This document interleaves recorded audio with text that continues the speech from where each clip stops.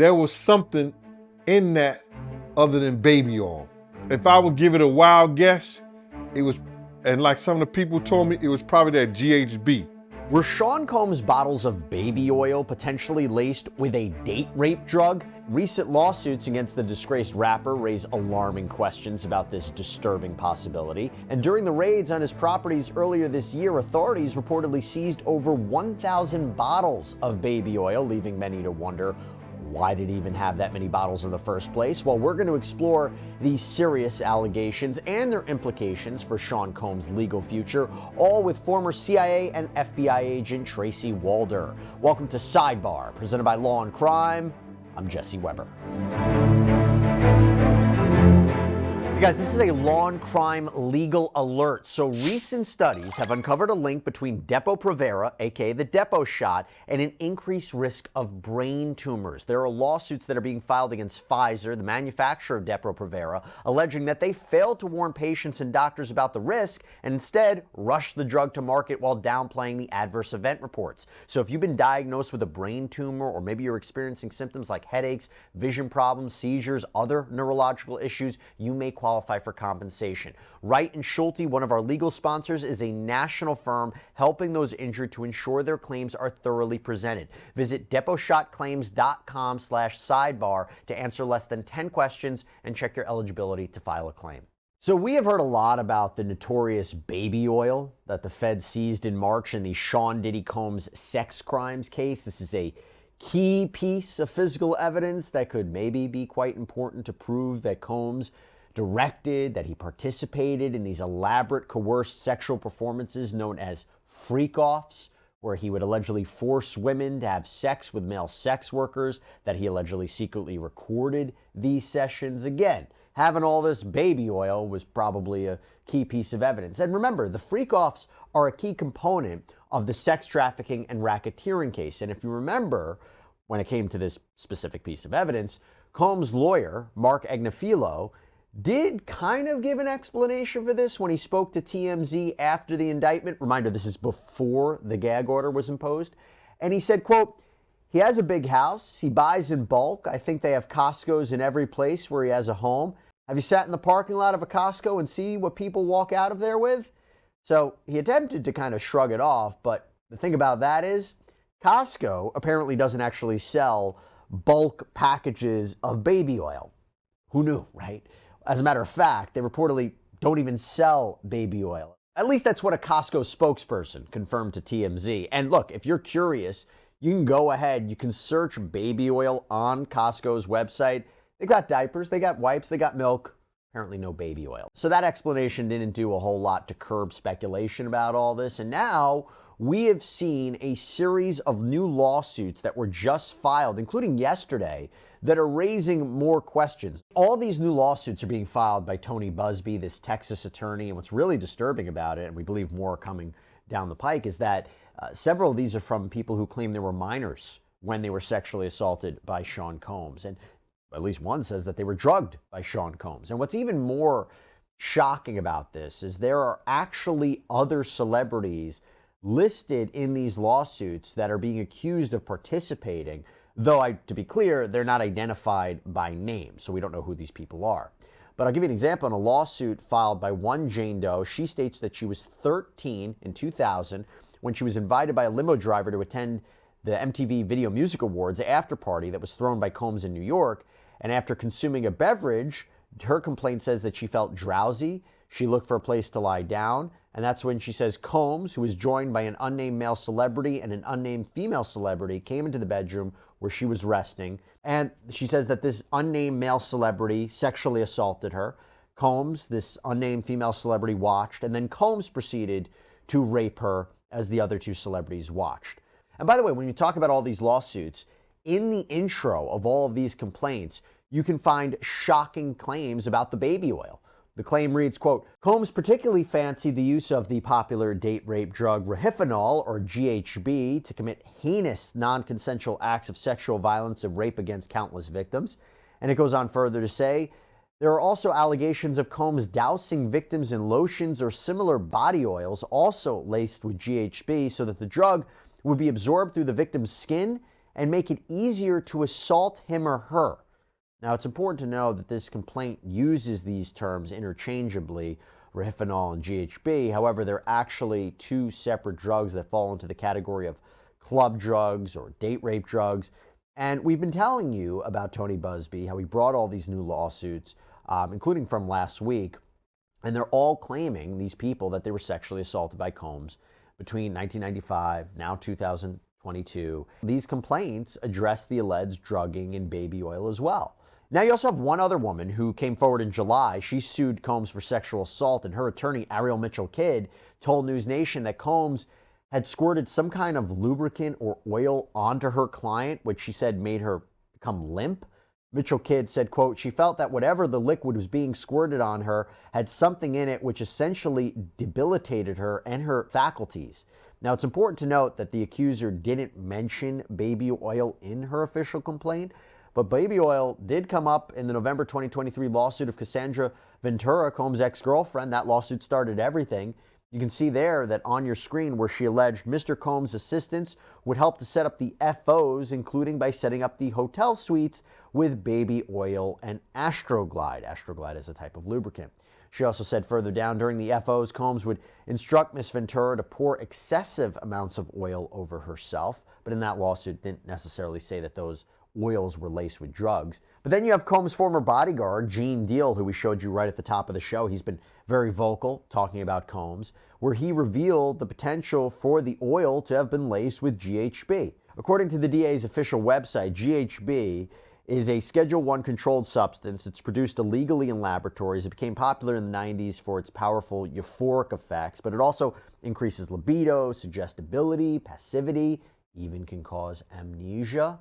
So I want to talk a little bit more about these very, very shocking allegations of drugs and baby oil. And to do that, I want to bring in special guest, former FBI and CIA agent Tracy Walder, to talk more about this. Tracy's also a News Nation contributor. And Tracy, thank you so much for coming on. When it was first announced that the feds had seized all of this baby oil, one of the more shocking allegations in the indictment, what was the first thing that came to your mind?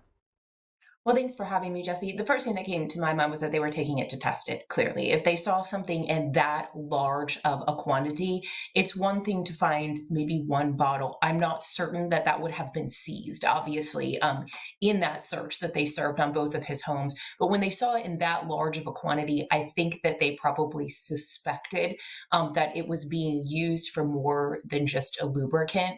And that has probably since been tested. That's my best guess. Let's talk about that, because if it's suspected that this oil is laced with very powerful drugs, or maybe, by the way, maybe it's not even baby oil at all, are there ways to test it? What are the ways to test what's in there? Well, first you have to think about collecting it, right? And so my best guess, again, I wasn't inside the houses when these raids took place. However, I have been in homes where we are seizing things that could possibly have drugs in them. My guess is that they probably wore, obviously, the biohazard suits, biohazard gloves, those kinds of things, the same things I wore when I went to trash cans and things like that, simply because you don't want that having contact with your skin as well. Just like it absorbed into other people, it can absorb into you. So the first thing they had to do was, obviously, from a forensic perspective, be very careful as to how they were collecting it. And then next, they would probably send it to the FBI or DHS. I don't know who took custody of it. Again, I'd have to look at a chain of custody form, but to one of their labs. And that testing actually could be done very, very quickly. There's actually test strips that you can do in field to test things for GHB or the roofie drug. And when you think of somebody, someone's given a date rape drug in their drink, that's one thing. You think of it being ingested, but putting it in baby oil, having it absorbed through the skin. Have you ever seen anything like that? And that methodology, if that's true, if these allegations are true, what does that tell you? So that's an interesting question. And the analogy I'm going to make, I don't know what people will think about it. So I actually have seen something like that before. And where I saw it, to be completely transparent, was with terrorist groups using it. They were trying to obtain control over I can't say the name, but a very popular lotion and oil distributor to place a toxin within it, to then have that redistributed out into the American population, and that absorbs through the skin. My biggest concern is when something like that happens, absorbing through the skin, that's your body's largest organ. And you're absorbing it in a larger quantity than you are probably ingesting it. I am shocked that no one died, to be honest with you, as a result of this exposure, because yes, it is known as the state rape drug, but it can also be lethal in massive quantities. And this is just very, very disturbing. I'll be surprised if I will not be surprised, excuse me, if they start adding assault charges as well, if that's what's in this baby oil. Is it tough to add it? I mean, I don't know if that's an elementary question, but to add that mixture to baby oil, what goes through that? Do you need a laboratory to do it? Not at all. You might need a laboratory depending on where you're obtaining the GHB or the roofie drug from. It can actually be made in a home laboratory. That's what's difficult, right, about tracking this. But obviously, you can obtain it as well because it is used for medicinal purposes. It affects, the nervous system, and so there are legitimate reasons, right, that people would use this. And so it really just depends on how it was obtained. How it being added into the baby oil is very easy and no different than adding it into someone's cocktail at a party. See, that's the thing. Part of it, what I was looking at it is, if someone feels drugged after having a drink, we know so many examples before, you can make an argument that they were drugged. There's a part of this where the first thing I thought is it's a way to avoid detection. Right? So there might be signs about what happens to the person, but who would think that it was the baby oil that might have been contaminated? I actually completely agree with you. Obviously, someone like myself who has actually investigated this when I worked Al-Qaeda, I might think that it had been absorbed through the skin. But I think people that maybe didn't have that kind of experience, and I don't mean that in a bad way, the general population wouldn't necessarily assume, right, that had been added into the baby oil. And you're absolutely right. Kind of in the late 90s, right, early 2000s was when a lot of education was coming out about liquid ecstasy, which is another name for all of this, and people, guarding their drinks, making sure your drink doesn't leave your sight. There was a lot of education coming out through the media, about really being careful in terms of your drink. And so I think a lot of people may have gone to these freak offs and chosen not to drink at them for that very reason, and were drugged another way. And at very high doses, this can cause seizures, unconsciousness, slowed heart rate, greatly slowed breathing, lower body temperature, vomiting, nausea, coma, death, like you said. That's my understanding about what the effects of. But this is clearly nothing anybody wants to touch. But I do want to focus on the idea of amnesia, right? Because if this stuff can really cause memory loss while under the influence, maybe that explains why many of these alleged victims are coming forward, years after the fact. Maybe you're going to have trouble remembering what happened to them. That could actually work for the defense's favor, right? If you're questioning the credibility of these witnesses and saying, how can you accurately recall what happened to you if you really were under the influence of these drugs? But talk to me about that aspect, the amnesia aspect, Tracy. Right. So it's not actually a question of can it cause amnesia? It does cause amnesia. We have seen it, unfortunately, in cases. I agree with you that I do think the defense would use that to their advantage, which is obviously disturbing and gross, to be completely honest with you. I do think that it could explain why some of the victims did wait a while, but I think we have to compound that with the fact that, look at how Cassie Ventura was treated initially before the video came out. She was not treated well, which was horrific, right? People didn't believe her and were calling her all kinds of really disturbing names. And I think that a lot of these individuals were very, very scared, coupled with the potential holes in their memories. I think really was a recipe for them really not feeling comfortable and coming forward. And now a situation has been laid out. First of all, their accuser is currently behind bars, so that is an extra sense of safety for them. But also, it seems to be more widely accepted that we believe them. And I think that's giving people the confidence to come forward. Talk to me about what you think the defense is going to be with that, right? Because there's one thing to say on the first week of his client being arrested that I shopped some bulk at Costco, and maybe that wasn't the most well thought out response. But, obviously there's going to be a gag order imposed, so he's not going to be able to clarify a lot of these remarks. But I think the other way of saying it is they might cop up to it and say, listen, yeah, he did have 1,000 bottles of baby oil. He was engaged in freak-offs. We're not saying they were laced with any kind of drugs, but yeah, these were consensual parties. These were consensual events. Of course, we had the baby oil. That's what it was about. Because I don't know how you explain away having so much of that product. I agree with you, and I think he's actually already discussed that prior to the gag order. I do recall, and I could be incorrect, but I do recall reading that his attorney was sort of making the case that everyone was there on a consensual basis. Yep. I recall that. And so I think now this actually potentially bodes well for the prosecution, because what the prosecution can now say, if these test positive for Rohypnol or for GHB, they can say that no, this was not consensual. You drugged these individuals. You can explain away the baby oil bought in bulk. And I agree. I'm very surprised that an attorney for someone of Diddy's stature would even bring up Costco, to be completely honest with you. I was very surprised by that, because it's not a good excuse and it's very easy to disprove that.